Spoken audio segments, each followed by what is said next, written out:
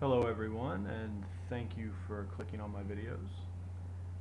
These videos are meant to be the final project for my women's gender course. It's section 300 and it's entitled Masculinities and War. Throughout the class we've basically been trying to answer the question, what is masculinity? And it's kind of a complicated question.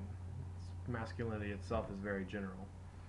And we've been applying different texts to that and trying to focus more on the subgenre, if you will, of military masculinity. Basically, with this final project, we were asked to make a video for the public that we could publish and disprove, or I guess even prove, misconceptions about military masculinity. Starting out, it needs to be said that with what I'm trying to prove, I don't want to use the word stereotype. To me, this can hold a negative connotation. I would call this more of a popular belief. For this project, I wanted to confirm the existence of a brotherhood within the military.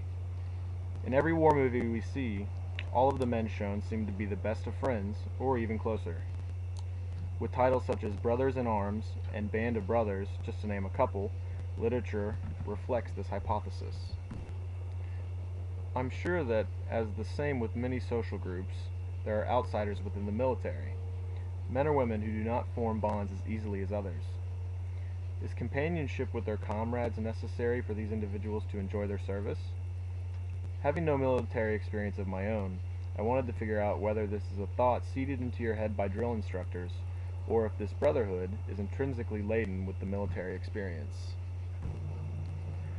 I thought the best way to seek my answer would be to take an experimental approach. As stated before, I did 2 different interviews. The interviews, however, did not have identical questions. For my first, I wanted to ask general questions about the individual's military experience, but nothing specifically about the aforementioned brotherhood. From this, I hope to see whether or not my interviewee would discuss or allude to a brotherhood without being prompted by myself. This may be blatant, or even as subtle as him using words such as we instead of I. A good example of what I mean is when I ask the question, what was your most memorable experience while in the Navy? The answer to this question could have been something along the line of having fun with my fellow recruits, or alternatively, it could be more personal, such as a promotion. If he were to talk of a brotherly bond when only being asked about himself, this would show a correlation between my hypothesis and the, for lack of a better term, average veteran. For my second interview, the questions were far less general. I focused my questions around the very issue of brotherhood, as well as masculinity, in regards to the texts we have read for our class.